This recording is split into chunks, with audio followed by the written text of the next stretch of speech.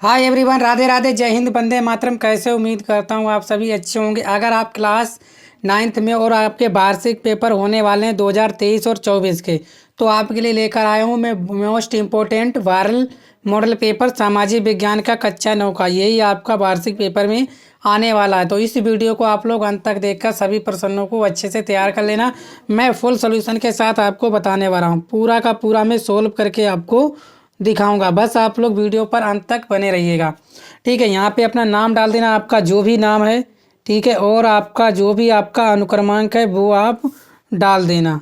ठीक है, ऐसे करके आप लोग भर देना आराम से, कोई दिक्कत नहीं है। कक्षा 9 के लिए मोस्ट इम्पोर्टेंट ये वीडियो होने वाली है। पूरा का पूरा मैं आपको सोल्यूशन करके दिखाने वाला हूँ।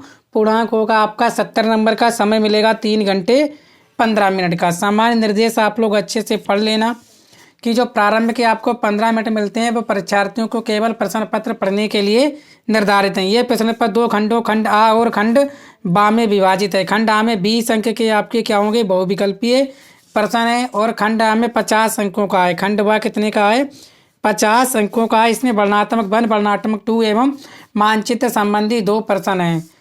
ठीक है, खंड जो का होगा उसमें विश्व का मानचित्र है और खा भारत का मानचित्र है। प्रत्येक प्रश्न के लिए निर्धारित अंक उसके सम्मुख अंकित हैं। दिए गए मानचित्र को उत्तर पुस्तिका में मजबूती के साथ संकलन करना आवश्यक है। तो दोस्तों, इतने से आप निर्देशांक अच्छे से पढ़ लेना। अब हम चलते हैं अपने खंड आ की तरफ, जिसमें आपके 20 अंक के बहुविकल्पीय प्रश्न होने वाले हैं। प्रत्येक प्रश्न आपको 1 नंबर को देखने को मिलने वाला है। तो सबसे पहला जो प्रश्न है कि फ्रांसीसी क्रांति कब हुई थी? 1787 में, 1789 में, 1792 में, 1795 में। तो बताओ आप लोग, फ्रांसीसी क्रांति कब प्रारंभ हुई थी? तो आप सभी जानते हो जो फ्रांसीसी क्रांति प्रारंभ हुई थी वो हुई थी आपकी 1789 में। ऑप्शन नंबर बी आपका बिल्कुल करेक्ट आंसर है। फ्रांसीसी की क्रांति आपकी 1789 में प्रारंभ हुई थी। दूसरा, फ्रांस में आतंक के शासन का संस्थापक कौन था? 1 अंक का है। बिल्कुल मोस्ट इंपोर्टेंट मॉडल पेपर है, आप लोग अच्छे से तैयार कर लेना। पूरा का पूरा वायरल है। फ्रांस में आतंक के शासन का संस्थापक कौन था? दांते, रोब्सपेरे, मिराबो, लाफाइते।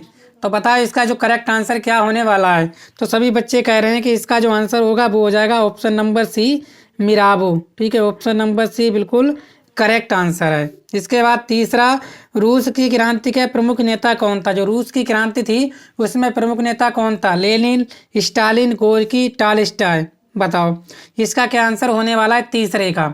तो तीसरे का आंसर हो जाएगा आपका ऑप्शन नंबर ए, लेनिन। ठीक है, तो रूस की क्रांति का प्रमुख नेता कौन था? आपका लेनिन था। तैयार कर लेना। इसके बाद चौथा, उच्च पर्वतों पर स्थित विशाल चरगाहों को कहते हैं। उच्च पर्वतों पर स्थित विशाल चरगाहों को कहते हैं। तराई, भावर, बुग्याल या भूटिया। बताओ क्या कहते हैं? ठीक है, तो क्या कहते हैं हम लोग? बुग्याल कहते हैं। ऑप्शन नंबर सी इसका करेक्ट आंसर है। क्या कहते हैं हम लोग? बुग्याल कहते हैं। ठीक है, क्लियर हुआ? चलो नेक्स्ट, 5वां प्रश्न। दक्षिण की गंगा किस नदी को कहा जाता है? गोदावरी, ब्रह्मपुत्र, रवि, सतलुज या आपकी कृष्णा। बताओ दक्षिण की गंगा किस नदी को कहा जाता है? तो आप सभी जानते हो जो दक्षिण की गंगा कहते हैं हम लोग, वो कहते हैं हम लोग गोदावरी। ऑप्शन नंबर ए इसका करेक्ट आंसर है। किसको कहते हैं? गोदावरी। लूनी नदी के क्षेत्र की सबसे बड़ी नदी है। उत्तरी मैदान की, प्रायद्वीपीय पठार की, तटीय मैदान की, भारतीय मरुस्थल की। तो बताओ लूनी नदी के क्षेत्र की सबसे बड़ी नदी है कौन सी है? छठे का करेक्ट आंसर बताओ। ठीक है, तो ये आपका भारतीय मरुस्थल की, किसकी है? भारतीय मरुस्थल की। Option number D correct answer है। तो दोस्तों, उम्मीद करता हूँ आप लोगों को अच्छे से समझ में आ रहा होगा। ठीक है, वीडियो को शेयर कर देना और चैनल पर पहली बार आए चैनल को सब्सक्राइब भी कर लीजिए, क्योंकि वीडियो शेयर करने का और चैनल सब्सक्राइब करने का हम आपसे कोई पैसा नहीं लेते हैं। बस हमें लगता है कि वास्तव में बच्चे हमसे पढ़ रहे हैं और उनको अच्छी जानकारी मिल रही है और महत्वपूर्ण वायरल पेपर भी मिल रहा है। ठीक है, कोई दिक्कत? चलो 7, विश्व की सबसे ऊंची पर्वत श्रेणी कौन सी है? Himalaya, Alps, Andes, Vindhyachal. बताओ विश्व की सबसे ऊंची पर्वत श्रेणी कौन सी है? तो वो है आपकी, याद रखना, विश्व की पूछी है। ठीक है, तो कौन सी है आपकी? हिमालय। ठीक है, कौन सी है आपकी? हिमालय। ऑप्शन नंबर ए इसका करेक्ट आंसर है। 8 प्रश्न, नर्मदा नदी का उद्गम कहाँ से है? सतपुड़ा, अमरकंटक, ब्रह्मगिरी, पश्चिमी घाट के ढाल। बताओ इसका करेक्ट आंसर क्या होने वाला है कि नर्मदा नदी का उद्गम कहाँ से है, मतलब कहाँ से निकलती है। उद्गम मतलब निकलना। क्या मतलब होता है दोस्तों इसका? निकलना या निकलती है। तो कहाँ से निकलती है दोस्तों? सतपुड़ा, अमरकंटक, ब्रह्मगिरी, पश्चिमी घाट के ढाल। बताओ 8 का करेक्ट आंसर क्या हो जाएगा? तो आपकी नर्मदा नदी कहाँ से निकलती है? अमरकंटक से निकलती है। ऑप्शन नंबर बी इसका करेक्ट आंसर है। कहाँ से निकलती है? अमरकंटक। किस नदी की कोई सहायक नदी नहीं है? नर्मदा, महानदी, यमुना नदी, चेनाब नदी। किस नदी की कोई सहायक नदी नहीं है? क्या करेक्ट आंसर हो जाएगा? बताइएगा बिल्कुल करेक्ट आंसर 9 का। तो वो है आपकी क्या? सही बताओ दोस्तों। तो वो है आपकी क्या? नर्मदा नदी। नर्मदा नदी की कोई भी सहायक नदी नहीं है। ऑप्शन नंबर ए बिल्कुल करेक्ट है। 10वां, एल नीनो है ठंडी समुद्री जलधारा, गर्म समुद्री जलधारा, जेट वायुधारा, इनमें से कोई नहीं। तो एल नीनो है। तो बताओ बिल्कुल 10वें का करेक्ट आंसर क्या है? तो वो है आपकी जेट वायु धारा। क्या है आपकी? जेट वायु धारा। ऑप्शन नंबर सी इसका करेक्ट आंसर है। चलो, जनसंख्या वृद्धि का कारण है? गर्म जलवायु, मृत्यु दर घटना, मनोरंजन के साधनों की कमी, ये सभी। बताओ आप जनसंख्या वृद्धि का कारण। बताओ 11वें का करेक्ट आंसर क्या होने वाला है? तो जनसंख्या वृद्धि का कारण क्या होता है? गर्म जलवायु, मृत्यु दर का घटना, मनोरंजन के साधनों की कमी। तो क्या हो जाएगा? ऑप्शन नंबर डी इसका करेक्ट आंसर है। क्लियर हुआ? इसके बाद लोकतंत्र में संप्रभुता निहित होती है। लोकतंत्र में संप्रभुता निहित होती है राष्ट्रपति में, कार्यपालिका में, प्रधानमंत्री में, जनता में। तो आप सभी जानते हो कोई भी लोकतंत्र है बगैर जनता के बिना क्या है? अधूरा है। तो इसका आंसर भी हो जाएगा आपका जनता। ऑप्शन नंबर डी, जनता ही अपना अच्छा नेता चुनते हैं। 13, प्रधानमंत्री की नियुक्ति कौन करता है? संसद, उच्चतम न्यायालय, राष्ट्रपति, उपराष्ट्रपति। बताओ प्रधानमंत्री की नियुक्ति कौन करता है? तो प्रधानमंत्री की नियुक्ति कौन करता है? प्रधानमंत्री की नियुक्ति कौन करता है?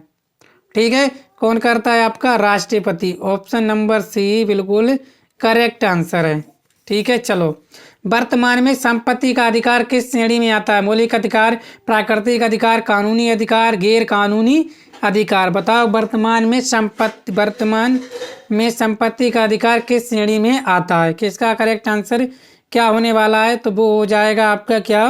कानूनी अधिकार। ठीक है, क्या है आपका? कानूनी अधिकार। Option number C. इसके बाद मानव पूंजी में निर्माण देश की उत्पादकता शक्ति को बढ़ाता है, कम करता है, स्थिर रखता है, ये सभी। मानव पूंजी निर्माण देश की उत्पादकता को क्या करता है? बताओ क्या करता है? तो वो आपका बढ़ाता है। Option number A correct answer है। क्या करता है? बढ़ाता है।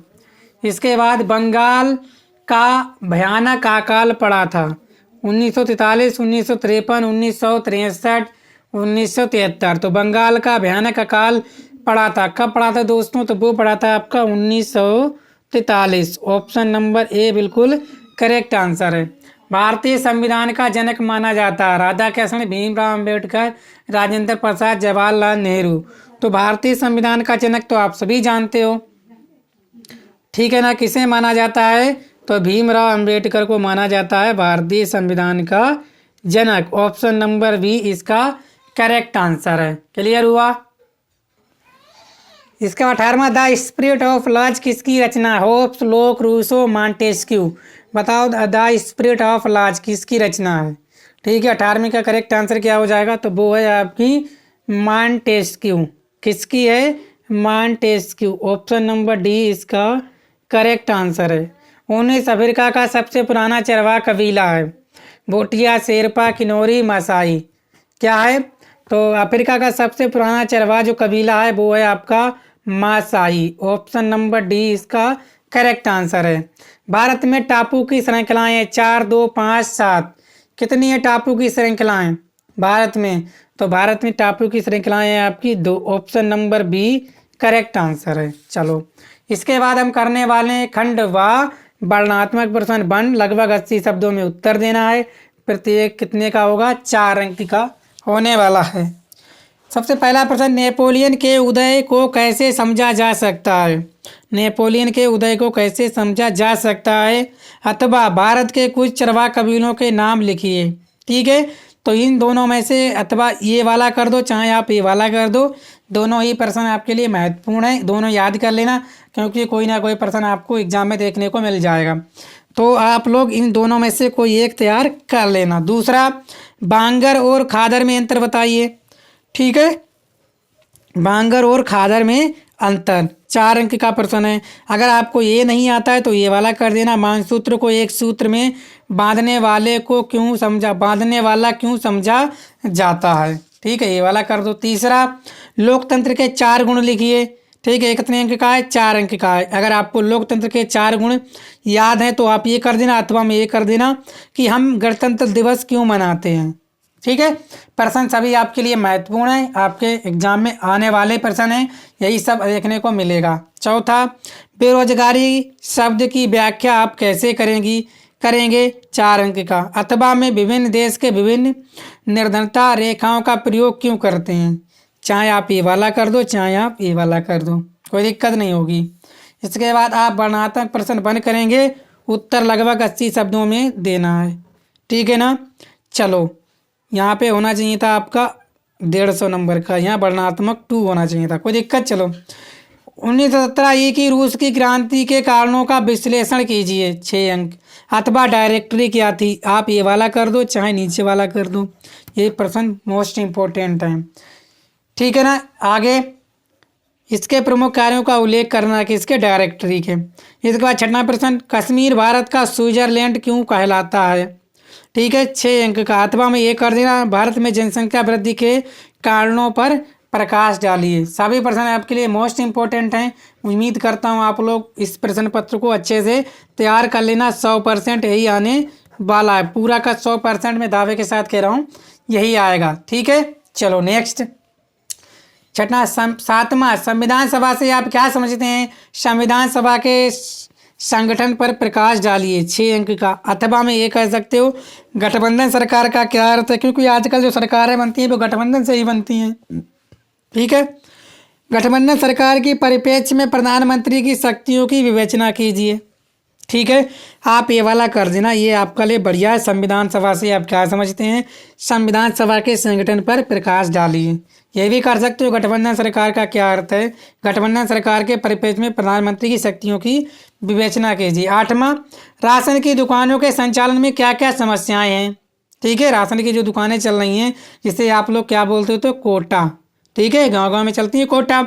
अथवा दीनदयाल उपाध्याय ग्रामीण कौशल विकास योजना क्या है, ये वाला कर सकते हो। इसके बाद हम मानचित्र संबंधी प्रश्न करेंगे 10 अंक के। ठीक है, निम्नलिखित स्थानों को भारत के रेखा मानचित्रों में स्टार चिन्ह द्वारा नाम सही दर्शाइए। सही नाम तथा सही अंकन है तो 1/2 1 अंक निर्धारित है, यानी कि इसके लिए क्या है, 1/2 प्लस 1/2 कितना हो जाएगा आपका, 1 अंक। क्लियर। मिस्र राष्ट्र में सम्मिलित किसी एक देश का नाम बताओ, मिस्र राष्ट्र देश में सम्मिलित किसी एक देश का नाम। ठीक है, तो क्या नाम है दोस्तों, याद रखोगे, ये है आपका फ्रांस। क्या है, फ्रांस। क्लियर।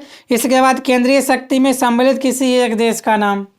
ठीक है, तो क्या है, केंद्रीय शक्ति में सम्मिलित किसी एक देश का नाम, तो क्या है, वो है आपकी तुर्की।